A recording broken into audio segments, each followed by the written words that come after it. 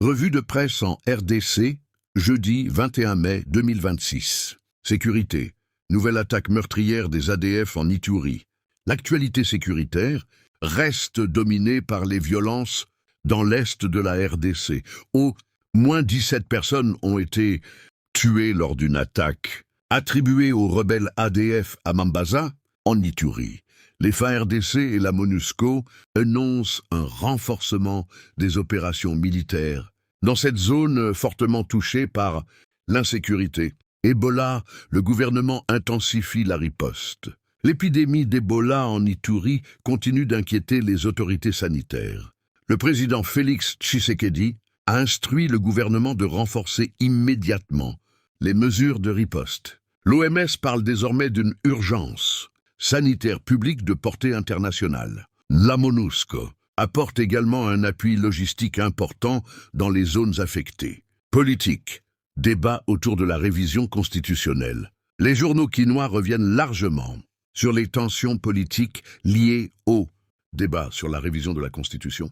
Selon plusieurs médias, l'UDPS a lancé une nouvelle coalition politique en réaction au mouvement de l'opposition opposé à toute modification constitutionnelle. Kasaï, nouveau gouvernement provincial. Dans l'espace Grand Kasaï, la nomination de nouvelles figures au sein du gouvernement provincial du Kasaï attire l'attention de la presse. Plusieurs observateurs évoquent un rééquilibrage politique et administratif voulu par les autorités provinciales. Société.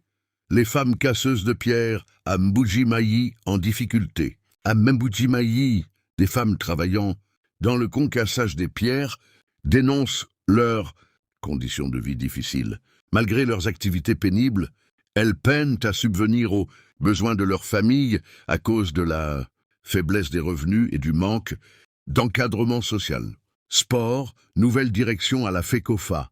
Sur le plan sportif, Véron Mosengo a été élu président du nouveau comité exécutif de la FECOFA. Avec 60 voix sur 65 votants, cette élection ouvre une nouvelle étape pour le football congolais après plusieurs mois de turbulences administratives. À suivre aujourd'hui, évolution de la situation sanitaire en Ituri. Réaction politique autour de la révision constitutionnelle. Suite des opérations militaires contre les ADF. Activité parlementaire à Kinshasa. Pour suivre l'actualité en continu, restez branchés sur Précédence TV et Précédence Radio, le média des informations crédibles.